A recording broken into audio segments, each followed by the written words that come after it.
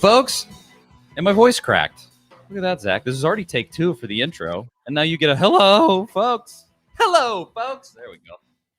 Welcome to the A to Z Sports Big Orange podcast. I am Charlie Burris.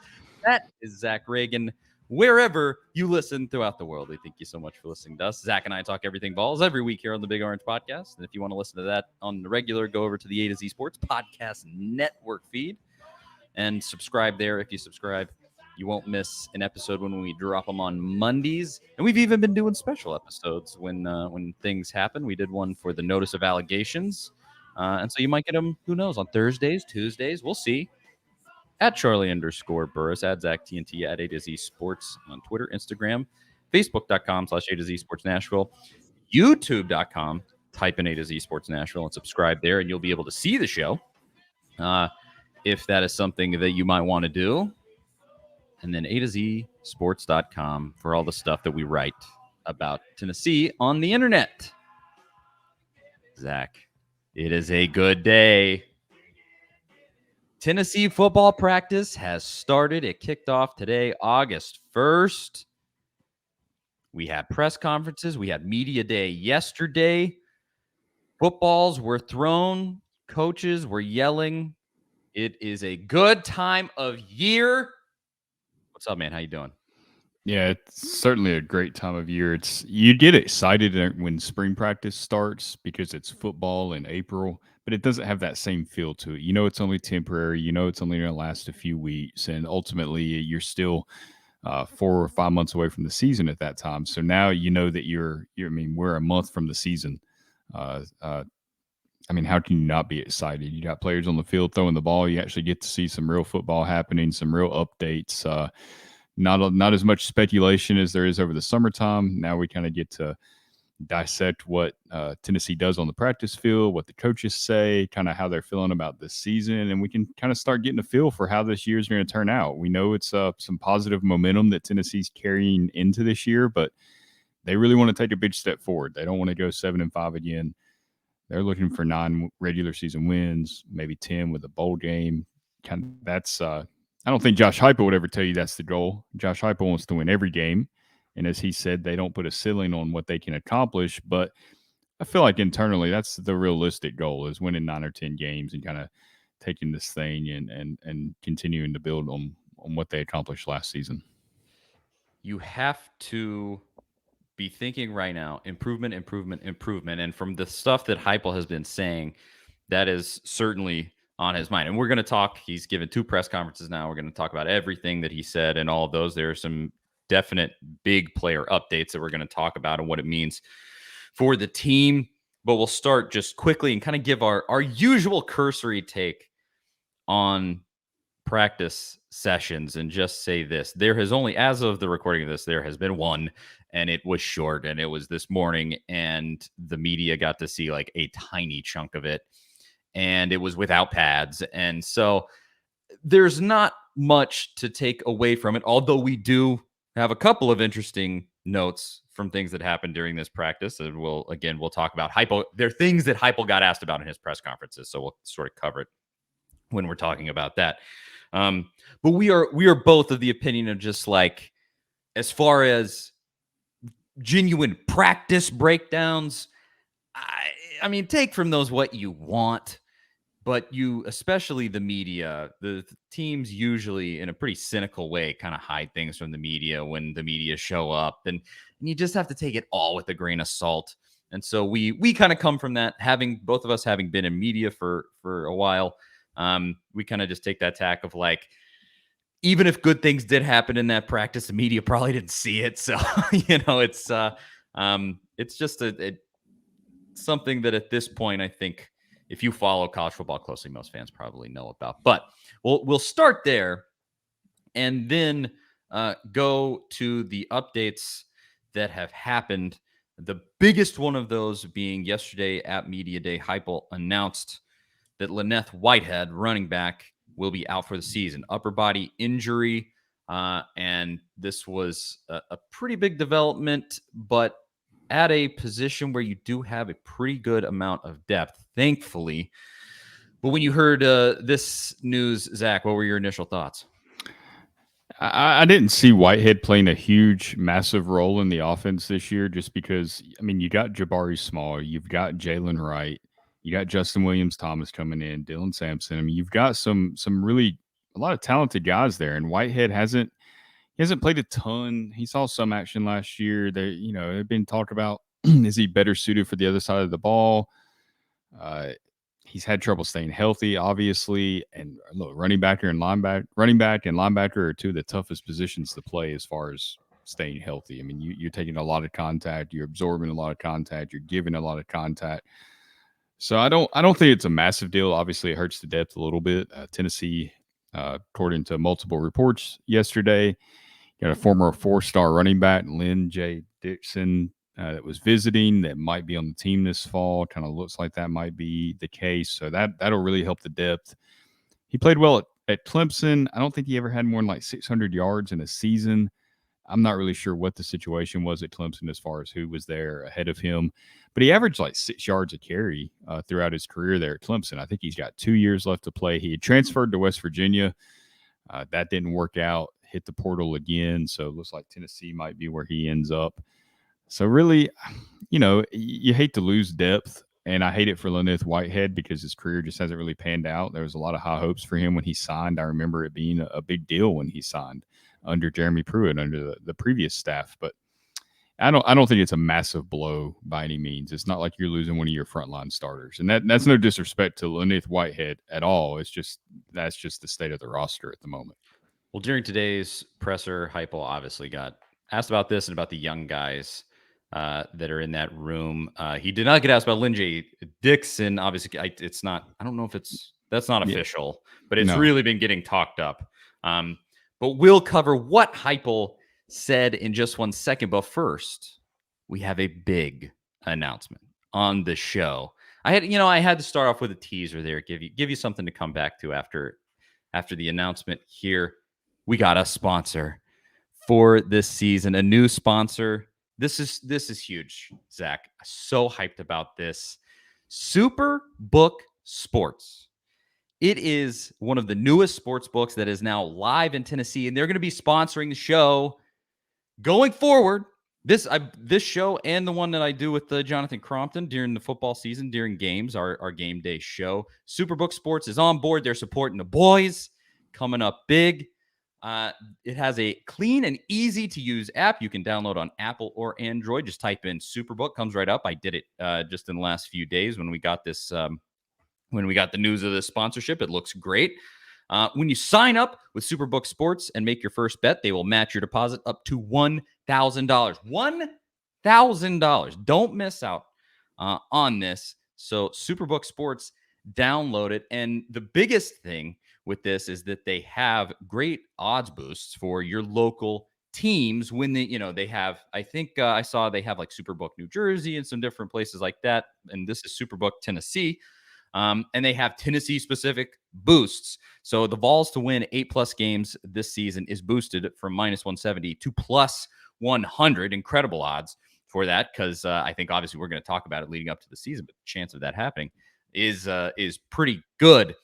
But Zach, with this 8+ wins bet here with Superbook Sports, what do you think of that? Are you going over? Are you going under? We haven't given our record predictions yet, but if I handed you $100 and I said bet on this, where are you going? You think? Yeah, I'm taking those +100 odds. I mean, I believe in what Josh Heupel's done, so I think that's. I'm not going to say it's easy money because it's the SEC and there's a lot of really great teams and there's some good teams in the SEC East that could make life hard for Tennessee. But you handed me $100, I'm taking those odds all day. +100's a great value for Tennessee there. And one thing we got to mention with Superbook Sports is you pointed out there that you got New Jersey, Tennessee, different places. You can bet nationally. You can bet anything with Superbook Sports. It's not just limited to Tennessee teams. So keep that in mind when you're placing some bets this week. Absolutely. Go over Superbook Sports, type it in, download the app, support them because they're supporting us. Let me make sure that I get this right. Again, when you sign up with Superbook Sports, make your first bet. They match your deposit up to $1,000. That's an Go incredible deal download right it. there. Yeah, $1,000. I mean, what more do I need to say, frankly? So shout out to them. Thanks so much for the sponsorship, the good folks at Superbook Sports. And I even had a graphic. See, look, and here's a reason to get the YouTube when I remembered to put the graphic up. Superbook Sports gives us sweet graphics like this one, and see Google Play, App Store, download it there and you can see that on the graphic there.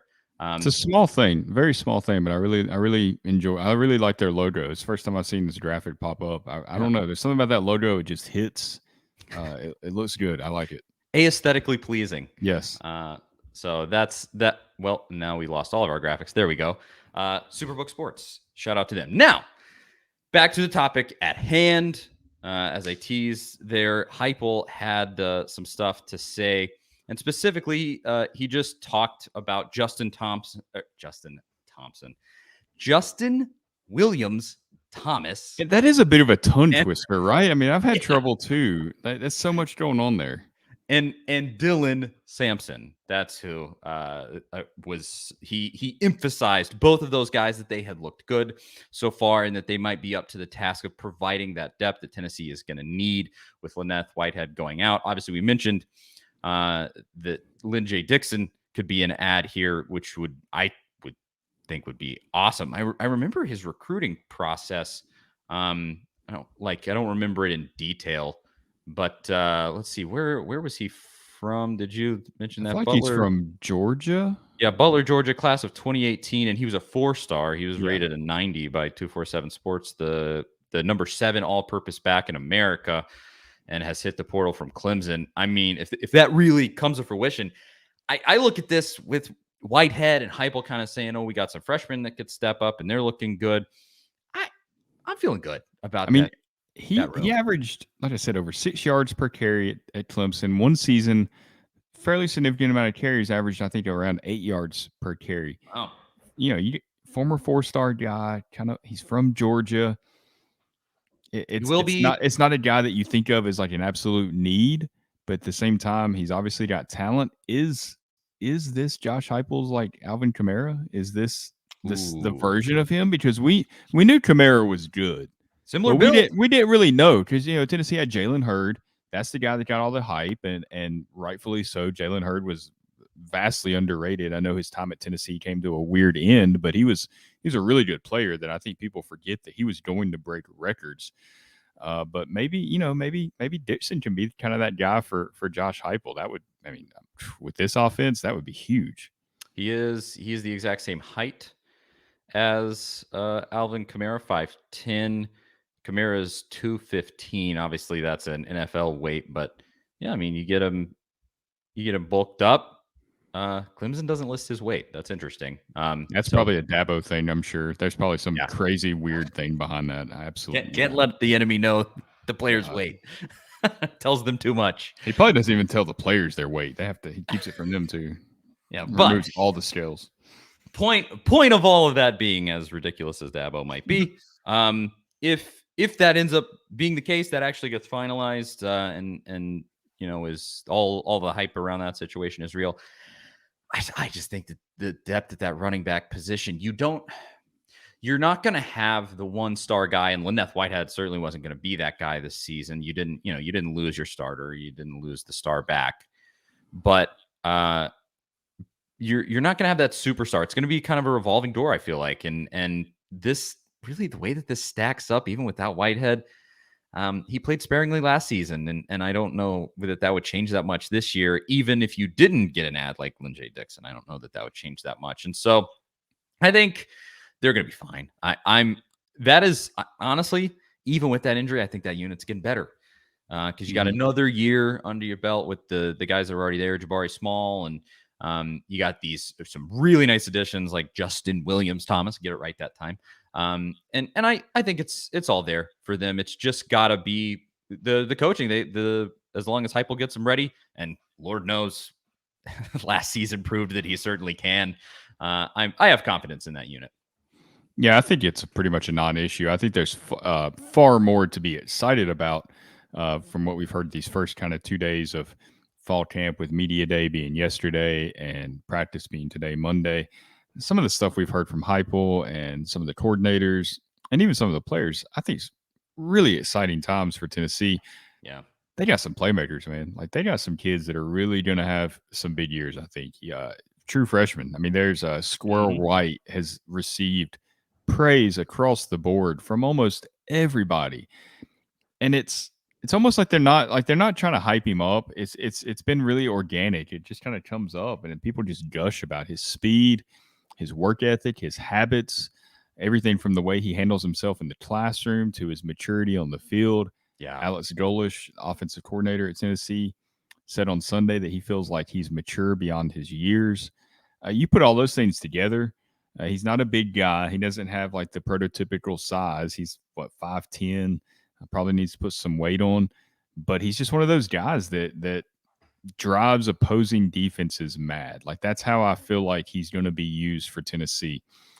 Probably working out of the slot along with Jalen Hyatt, who has also received a ton of Yeah. praise and is also insanely fast and could have a huge year for Tennessee. But guys like that, man. I mean, how are you going to stop them? You're gonna want to focus in on Cedric Tillman because he's the guy that gets all the hype. He's the guy that has over 1,000 receiving yards last season, coming back as the leading returning receiver in the SEC. Defenses want to focus on him, and then you've got Hyatt, you got Squirrel White over here, Ramel Keaton, all these other guys that can do just as much damage. So who are you going to defend? It's kind of like a pick your poison scenario. On the note of Squirrel White, the thing that I think of in the descriptions of him so far is maybe he could be like a Pig Howard who keeps his head screwed on straight. Pig Howard obviously got just kind of continuously in trouble and flamed out to the point where he got booted. And it's more than the description of him being fast. I think that was obvious just from his high school tape that he was going to come in and be an absolute speed demon. And that has been confirmed so far in the practices he's participated in. Well, you can't be slow with a name like that. Yeah, exactly. He lives up to his name speed-wise. But it is all of the other praise of him because Heupel specifically said competitive, mature, smart, and fast. He emphasized fast. And this was my favorite one. He said he's not the biggest guy, but he's fearless. And, if you get a guy with great work ethic, he really emphasized that the way that he treats his body off the field, he's very, very particular about. And you said Golish mentioned mature beyond his years. If you can get a guy like that with that kind of speed, who's going to put in the work, like that's always the thing. When you get guys with a chip on their shoulder and they just want it more than everybody else. And I hope that he can be that guy because it's just so fun to have a player like that. Like I mentioned, Pig Howard. I mean, he's the one that comes to mind just because he was such a fun player. I don't know if I guess Heupel probably won't use him in end arounds and stuff like he did with Howard, but I mean, he could, right? I mean, he because could. Yeah. I think Tennessee fans saw this offense last year and were like, okay, that's Josh Heupel's offense. And that was his offense in 2021. And the concepts are still going to be the same: up tempo, snap the ball fast. Like that is who Josh Heupel is as a coach at this time. He's always evolving. Who knows what the offense looks like in 5 or 10 years? But I think he's made it pretty clear that he wants to tailor his offense to the strengths of his players as well. And if he sees an advantage using Squirrel White on an end around, because he thinks he can pick up a first down and maybe a 3rd and 4 situation. I don't know. But if he thinks he can utilize that and kind of exploit the defense, I think we might see it. I wouldn't rule it out. Like I don't have any inside information on that. Probably nobody is. Heupel doesn't want you to see those wrinkles, obviously. But I mean, it's very possible. Jalen Hyatt as well could also be serving in that same role. You could use those guys in a lot of really creative ways that maybe we didn't see Tennessee use players last season because they just didn't need to in last season. I think Jalen Hyatt will end the season with some serious accolades, if not an actual All SEC team mention. I think hopefully he ends the season being like he's the next man up for Tennessee. He's kind of a Cedric Tillman from last year, where he kind of Obviously, we've known about Hyatt coming up. He's flashed from the second he showed up on campus more than Tillman. Tillman was very under the radar, but I think that he'll end the season. I mean, purely almost by the nature of Josh Heupel's offense. Just everybody's going to get their touches and everybody is going to get their chance. I just think he's going to shine this year. It just feels like from the way the coaches are talking about him, they're really emphasizing him.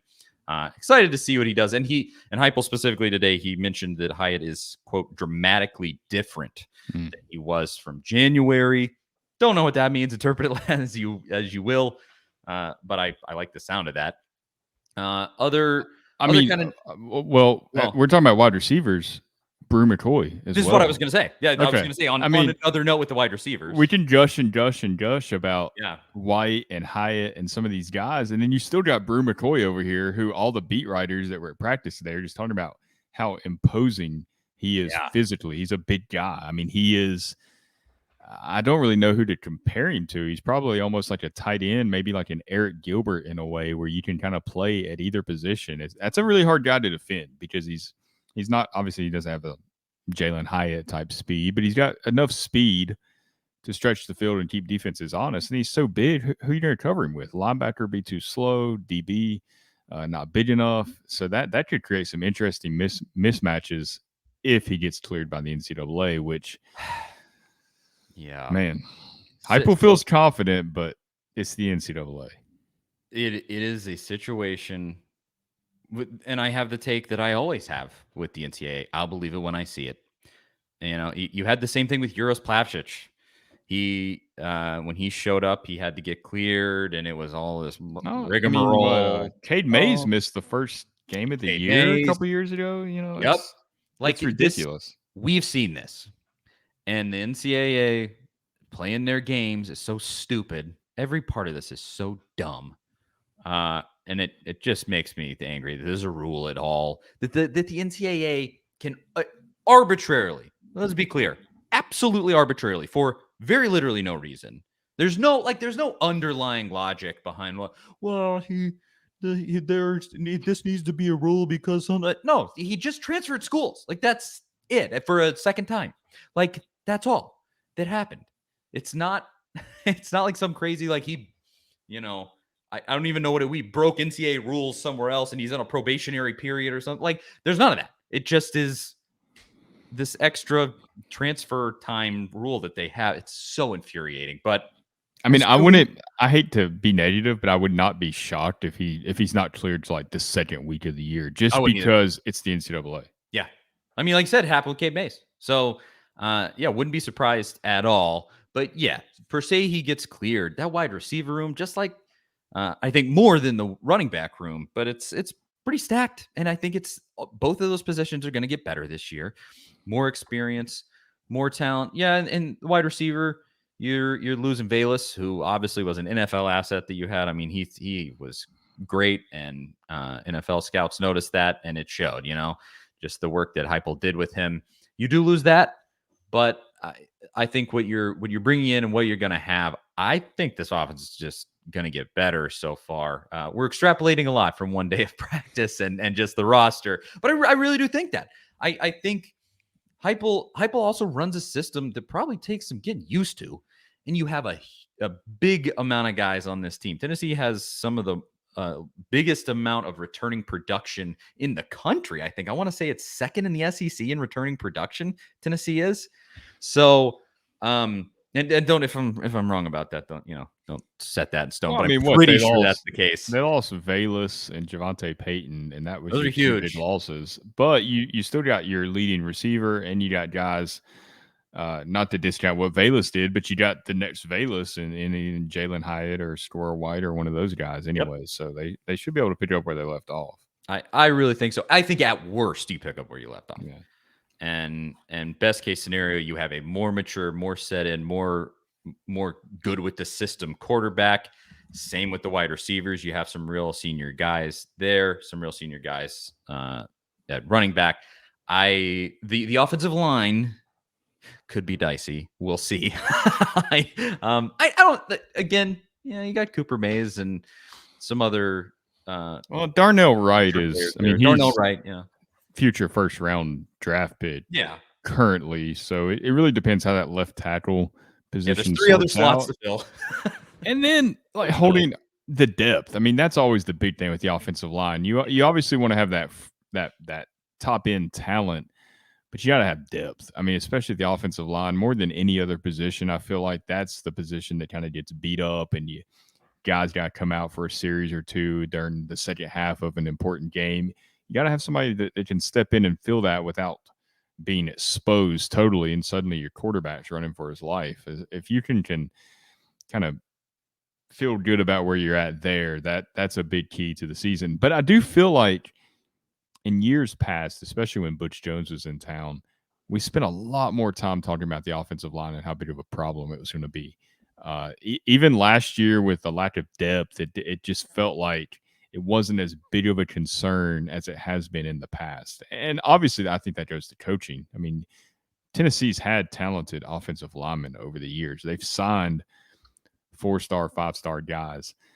Some of them just have not panned out. I mean, we all remember Drew Richmond and Dontavius Blair. I think we all thought was going to be like an all SEC left tackle, and they just didn't pan out. Was that them or was it the coaching? At some point, when it's the same, you keep on signing really good players and they don't produce, it has to fall back on the coaching. So that's the one reason I'm not as worried about the offensive line as I have been in past years. 100% agree. It feels good to be doing this analysis and actually have faith in the coaching staff. That was the caveat we always had to make with Pruitt, and we always had to make with Butch. And after a couple of years into Butch, where you noticed that he really was a pretty not great coach, you just always had to talk like, I don't know. It's we can kind of talk about Heupel in a way that is getting more similar to the way that we're able to talk about Rick Barnes, because Rick Barnes has been a great player developer, and he's been a guy who's been able to find these like needles in a haystack with like Zakai Ziegler and stuff, and you're able to analyze his team in a way where the coaching is a plus rather than a detractor, and it's good to be doing that for football because it's been a while. I don't know that we ever were able to do that with Pruitt. And in the back half of Butch's time, we definitely weren't able to do that. So it's nice to be doing that again, to actually be able to go like, I trust that Heupel can take these players and put them in the right positions and that they're going to be an effective unit. So yeah, well, that's I think nice. This is kind of my observation, and it's something that just based on things you've heard from Heupel and what you've seen him do, I feel like he focuses on development before anything else. Even before winning games, it's all about development. And if you develop players, the wins will obviously come. But I really saw a great example of that yesterday when he was talking to the media. Well, not just yesterday, in general, this offseason at times. But he was asked a question about Hendon Hooker coming into the year having a solidified starting quarterback, unlike last year where Joe Milton was the starter coming out of fall camp. I don't think he was named the starter until 2 or 3 days, like officially named the starter, until 2 or 3 days before the Bowling Green game. And now you've got Hooker. You don't have to worry about quarterback, right? I mean, you're all in on Hooker. But he's asked that question about Hooker, and he spends part of his answer praising Joe Milton and his development and where he's come from over the last year. And I don't know. I thought it was telling that he's still focusing on developing Milton. Like Milton should probably, Tennessee fans probably hope he never plays another snap at Tennessee. Yeah. I mean, Hooker's been that good. You don't want Hooker to go down. That's no slight against Milton. He's incredibly athletic and talented. He just hasn't put it all together to be able to harness those abilities. But Heupel has still focused on developing him, and I think that's something that's going to speak to a lot of players. Like, hey, this coach isn't giving up on me because I'm a second string, third string. He's still worried about my development as he is the starter at this position. And who knows? Maybe Joe Milton gets a shot with a practice squad or something in the NFL because of his unreal arm talent. I think an NFL team probably will bring him into camp no matter what happens this year. And maybe he latches onto a team as like a second or third quarterback. Maybe they'll want that arm strength in there for like an end of game Hail Mary scenario or something. I don't know. If that happens, he will owe that opportunity, part of that opportunity, obviously to himself for putting in the hard work, but part of that to Josh Heupel for continuing to develop him over this last year and things he's learned over this last year might help him in his NFL career. It's not always all about starting in Yeah. college. And this is a conversation we've had, and it's pretty nuanced, so you don't want to get too far into it. But you don't have to hit the transfer portal if you're not the starter in week one, if you don't start your freshman year. Continue to develop. That's what it's all about. And I think Josh Heupel does a really outstanding job at doing that. I think so too, and hopefully that continues into the future. We shall see. But I think something, and this also is something that Heupel mentioned in his press conference, but I think it shows sort of the depth of the trust that Heupel has, specifically in the wide receiver unit. But he talked about Cameron Miller moving from wide receiver to defensive back. Miller came in the class of 2022. He was a 3-star wide receiver, and they moved him to defense. I think this is just fine because I doubt he was really going to get much play at that wide receiver position just with the way that it's stacked up. And Tennessee needs all the depth they can get on the defensive side of the ball. And who knows if he's actually going to play at corner. Realistically, you look at your options there. He probably will. It's pretty thin, but the defensive side of the ball to move to that, and what Heupel said about that. He talked about Cameron Miller. He said, "We believe his ability to make a difference the quickest for this team is there," referencing the defensive back position. Then he also mentioned Jeremy Banks during that press conference. He said that he's grown in accountability and trusts with the staff, and he's grown in his understanding his why. One of those nice, like, motivational speaker phrases there. And I noticed this, something that Heupel brought up when he was talking about development of guys like a Jeremy Banks or anybody. He kept saying the phrase, he has a high care factor. So not sure what that means, but that was one I noticed. He said it 3-4 times during that press conference. High care factor. And then this was probably the one I wanted to talk about the most. But Heupel talked about transfer Wes Walker and Andre Turntine, however you say that. He mentioned that they both looked good, but specifically Walker made a big play during this practice session, apparently. I don't know if there's video of it or what. We're recording really soon after this practice happened, but maybe we can find that. But supposedly he made a big play. Wes Walker did during this practice session. And Heupel said he's, quote, making a fluid transition to playing at Tennessee. So I like the sound of all of that. I hope that Heupel finds a way specifically to build depth. I mean, that defense, to build depth and to find true leaders like Jeremy Banks. Step up, be that guy. It's going to be the whole thing for the defense this year. Oh, for sure. I mean, the defense has got they kind of got a chip on their shoulder, I feel like, going into this year, because everybody praises the offense, but the defense doesn't really get that same respect. And to some extent, I feel like they should. Obviously, the stats weren't defensively last year weren't what they were offensively. Tennessee gave up quite a few points, but a lot of that is just the situation they were in. Josh Heupel defenses are always going to give up a lot of points. Opposition gets more chances to score. That's going to lead to more points. It's not necessarily an indictment of the defense. But I thought they played really well. I thought they looked like a cohesive unit, which was one thing under Jeremy Pruitt that was very concerning. And I think it had a lot to do with the fact that Pruitt's defenses were so complex. And that stuff can work, but when you're trying to install it and you don't have the depth or necessarily the talent to do it, it leads to a lot of confusion. And, we saw that constantly with Tennessee during Jeremy Pruitt's tenure. There was plenty of times where the defense looked completely confused on what they were supposed to be doing because there's so many checks. Where do I go if this happens, if I get this look? There was just so much information there to consume, and I think it overloaded a lot of the players, and Pruitt didn't understand, okay, this worked at Alabama, why doesn't it work at Tennessee? And it's not the approach that was needed at that time. I thought Tim Banks' unit last year just looked a lot more confident. They looked like they played together. They knew where they were supposed to be. We didn't really see those misalignments or those blown coverages as often. So I felt like the defense played really well. I think Tim Banks deserves a lot of credit for getting that unit ready to play, and it was just year one. I mean, just like the offense had a lot to learn, defense had a lot to learn. You got to learn how to play with an offense that moves at that tempo, how to mentally prepare for that, how to prepare for a 3-and-out situation where 25 seconds went off the clock. I mean, that's a tough thing to kind of deal with, because it's like, hey, we did our job. Now the offense is, went 3-and-out. We got to go right back out there and go to work. We don't blame the offense. That's just part of it. We got to do our job. So all that stuff, I mean, I think you'll see vast improvements this year, even with the lack of depth. But overall, I even thought Tim Banks spoke yesterday and was very, very positive. I mean, this whole staff seems very positive. They're not like out there claiming that they're going to go undefeated or anything crazy like that, but just the overall vibe feels positive.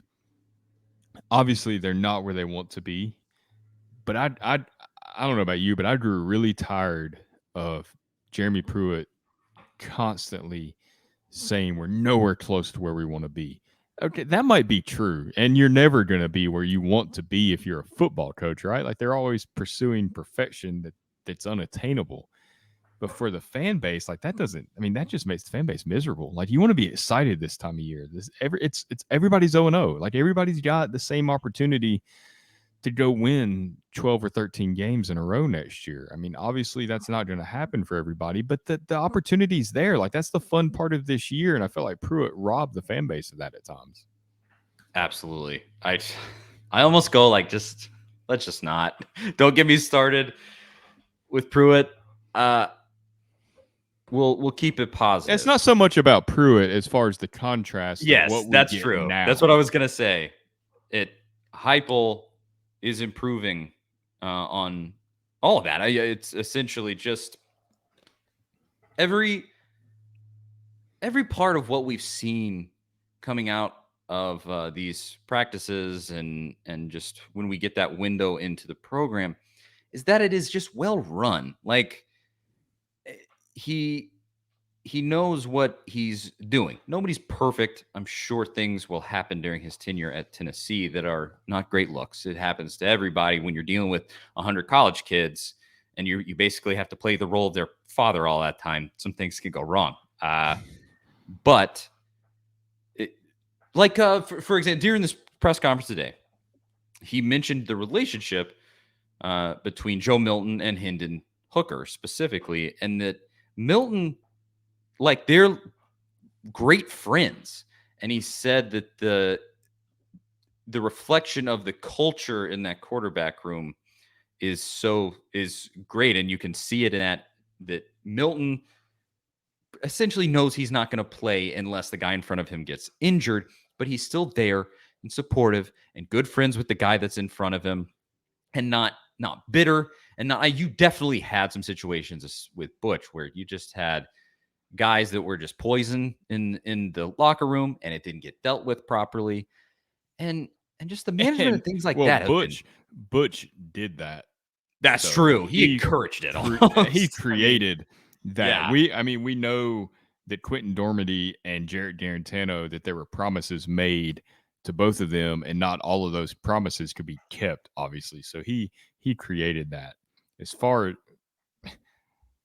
it's really difficult, I feel like, to create that environment. Like, we're just kind of briefly mentioning this, but it really is incredible to me that you can take a guy that was the starter, he loses his job to Hendon Hooker, and then those guys are like the best of friends, and that quarterback room has that kind of culture. Like, how do you create that?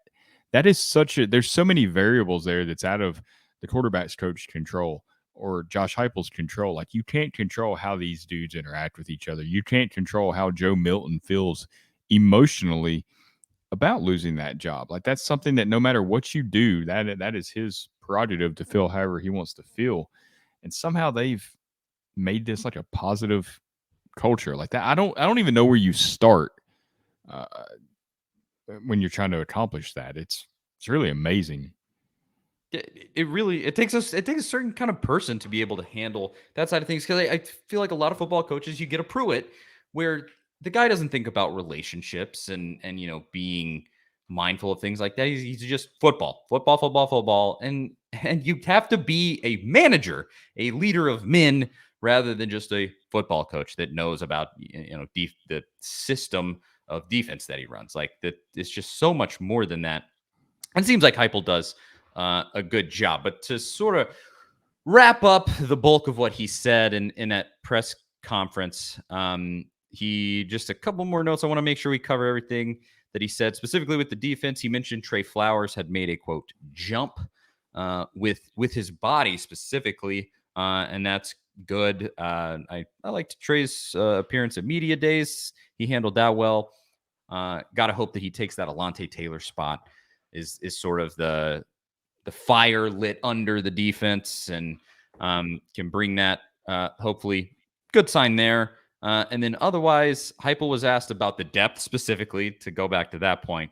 And he did say, quote, we're deeper we're deeper with young guys and transfers, and that they added, quote, athleticism and speed. And he mentioned those two things specifically in terms of what they have added through these through the transfer portal, through these new guys, where he finally got to have sort of a recruiting class all his own.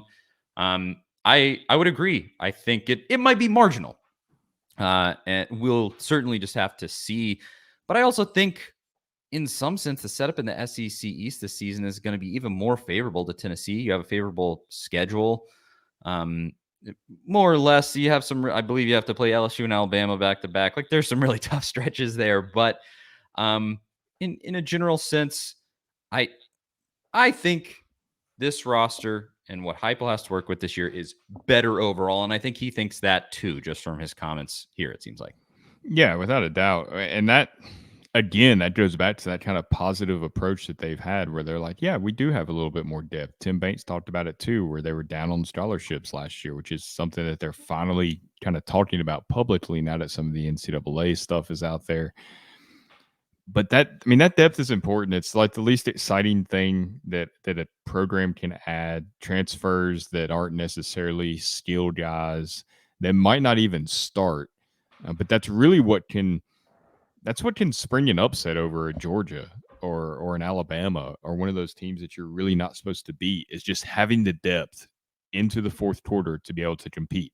I can't imagine the grind it is to go out there for 60 minutes as a college football player and not be able to come off the field or not be able to have a guy that you can stick in there without this huge drop off. I mean, that's really, we've talked about it a ton. Like that's why Georgia, obviously, 5-star talent, but they had 5-star talent just across the board at every position, 2 and 3 deep. That's how you can beat those teams. So it's not exciting necessarily when you add those small guys, or not small guys, just kind of under the radar guys, lower rated guys, but it makes a huge impact on the defense. It definitely does, and we'll see as they get further into camp. Hopefully, we get a decent glimpse into how they actually look. As I kind of prefaced at the beginning, we'll see how much we're able to actually see. That'll be a ton. Honestly, there's not, but really the thing that is the most important right now, like we're going to hear these positive updates, right? It's going to be like we heard today, where these guys are kind of getting praised. The biggest thing is just staying healthy. Like don't they can't afford an injury to Hendon Hooker. Like obviously that's your most important. We went through some of our most important players a few weeks ago. You can't have an injury to Jeremy Banks. You don't have the linebacker depth to be able to afford a loss there. You definitely can't afford an injury to Darnell Wright, your best offensive lineman. Cooper Mays, your center. Those guys, you need them in there for continuity purposes. And just, the offense is going to flow better when you have those guys in there. So that's the main objective, really. If they can get to September and it's kind of quiet, obviously it's not great for us content-wise because there's tougher on us to come up with things to talk about. But obviously with Tennessee, there's always plenty. Always. As far as the football team aspect of it, that's the best case scenario. You want this next month to be as quiet as possible if you're Tennessee. Yeah. Don't have any spectacles. Enough. One player out with injury for the year. That's plenty. In fact, it's one too many. That's, we're good. Don't let us have any of those episodes where we have to have an emergency. Like, what are we going to do with this position if this guy can't, we've certainly done that in the past. Speaking of injuries, you obviously had the Whitehead news. Heupel said yesterday or Sunday, really, Latrell Bumpus, that's the only. He's kind of banged up still. That's really the only other major injury news that he had. I mean, that right there. Uh, under Butch Jones, it felt like the list of injured This players was longer than the list of players that was active. I was gonna say that. I remember with Butch just so often, and people always we were always wondering, like, is it the strength and conditioning? What is happening? Are Yeah, these what guys are was they just it? practicing too hard? Like, what is happening? Because they were just injured constantly with everything that else that happened with I mean, those teams. I mean, it was just this added element that made all of that much harder. And I'm sure it's something that Butch always, I'm sure he probably still thinks that way, that he would use as an excuse, for his shortcomings. But he hired the strength and conditioning coach, and he and held the practices, and fired him yeah, as there well. And then there was like one year where they didn't even have exactly there like wasn't one. It was like they Dave did, Lawson. Dave Lawson was the yeah. guy, and then they kind of went with just like the assistant for that one season. I believe that was the 2016 season. Yes, that Because then they sounds brought in right. the guy from the Rams the last Yeah. year Butch was there. His name was Rock something. I remember Yes. that. That's That was a absolutely right. bizarre, yeah. God, that whole era was bizarre.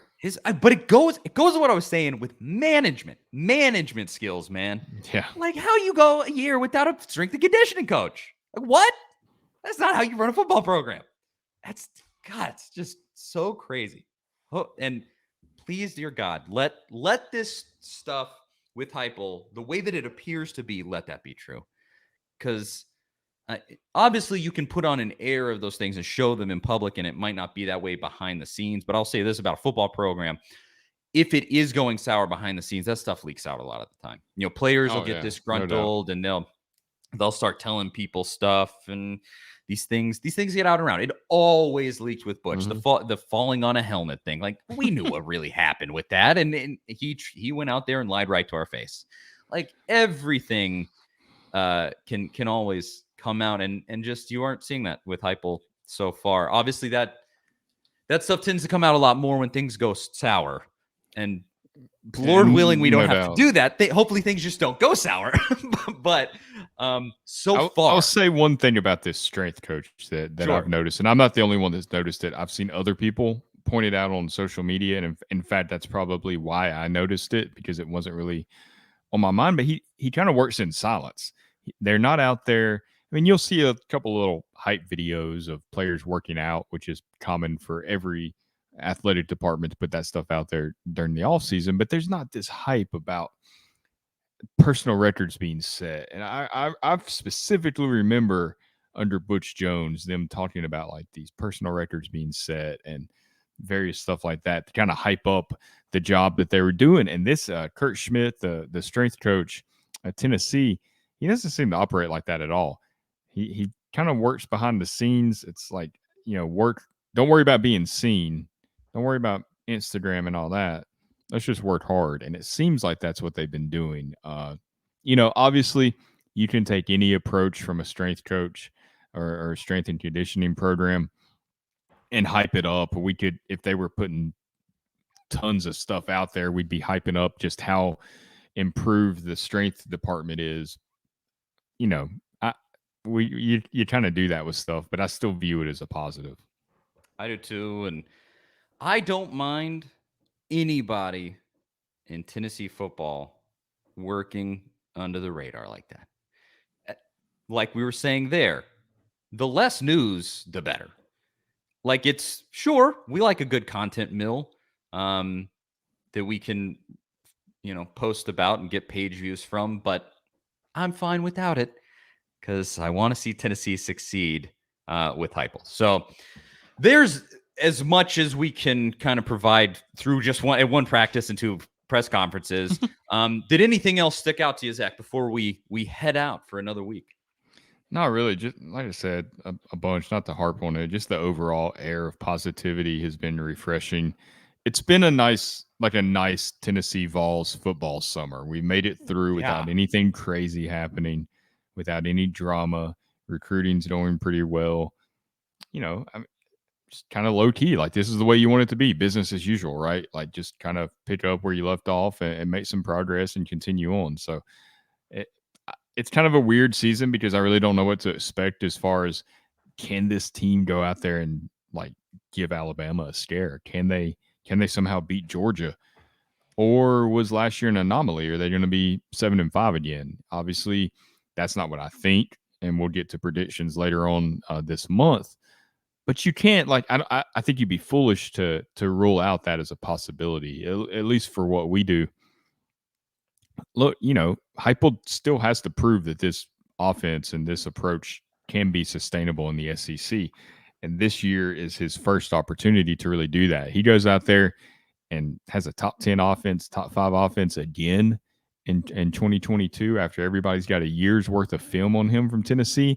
And then I'm going to be really impressed by Josh Heupel. And at that point, I think you can say whatever you want about the future of Tennessee because the proof's in the pudding, right? And if he does it again in 2022, all right, yeah, I'm convinced at that point. Yeah, I'm cautiously optimistic, as kind of trite as that might be at this point. Saying well, like we should be after the last 15 years. Exactly. You got to show me first. I like what I've seen. In fact, I love what I've seen. Last year was an absolute blast. This offseason has gone very well. You're recruiting well. The culture around the program seems healthy. The general just aura of the team seems good. Yeah. But you got to go out and win. And as the season draws closer, we will go a little more in depth in terms of how much we think Tennessee will win and cover that then. But it's just a matter of time. Cautiously optimistic. Please go out there. Just one win. thing that we haven't had to do is we haven't had to rationalize anything that Josh Heupel's done. We've pointed out a few things that we don't love. I know you've specifically talked about some of those like 2-minute situations and the way that Heupel approached those situations as far as like taking shots way downfield when you instead of just trying to pick up some yards. I mean, yeah, there's things that we haven't loved that he's done offensively. But for the most part, like we're not out there having to defend a bunch of crazy stuff or rationalize why they're doing this or why they're doing that or why we think it might turn around or why the quarterback position isn't being developed. I mean, what we saw happen with Hendon Hooker last year was something we have not seen at Tennessee. I mean, I really maybe since like Jonathan Crompton with Lane Kiffin that year where he kind of really took off. I mean, I don't even count Josh Dobbs because everything that Josh Dobbs did was Josh Dobbs. That was just his pure athletic ability. And even then, Dobbs had his shortcomings. I mean, we talk about Dobbs now a lot differently than we did when he was playing at Tennessee when people were complaining about some of his accuracy issues. He wasn't the most accurate quarterback. But because of Josh Dobbs, he masked a lot of Butch Jones' shortcomings, and everything he accomplished was pretty much himself and his teammates. It wasn't because he was developed. And last year, we finally saw development. Like we saw Hendon Hooker progress from what he was at Virginia Tech to what to possibly being a Heisman Trophy candidate in 2022. I mean, that's just absurd that we haven't seen that in such a long time at Tennessee, and that to me is one of the most encouraging things. And also, like I feel like you've got, Joey Hosley, the quarterback's coach. You've got like a built-in successor to Alex Golesh whenever he leaves Tennessee, because he will get a head coaching opportunity soon, especially if Tennessee continues scoring points like this. He will get a job offer soon. But you've already got the guy to come in and kind of replace him, and you don't lose any of that continuity. And the fact that those guys that are the ancillary pieces aren't just rotating and rotating, because I think that's one of those signs you look out for where kind of personnel management, that can be a problem. I mean, it happened with Butch. He had tons of staff turnover constantly, and you always heard those horror stories about him just being awful to work with. So, and Pruitt as well. Pruitt went through a ridiculous amount of staff changes. Yeah, he was probably even worse, frankly. And Tennessee lost one this offseason, and Cody Burns, wide receivers coach, and that was a promotion. You go to the NFL, like you can't turn that down. It's not like he went to Ole Miss to be a wide receivers coach or something like that. Exactly. So all good signs so far. Let's just keep speaking it into the ether. Good things are going to happen. Good things are going to happen for Tennessee. Good vibes. We're all feeling good.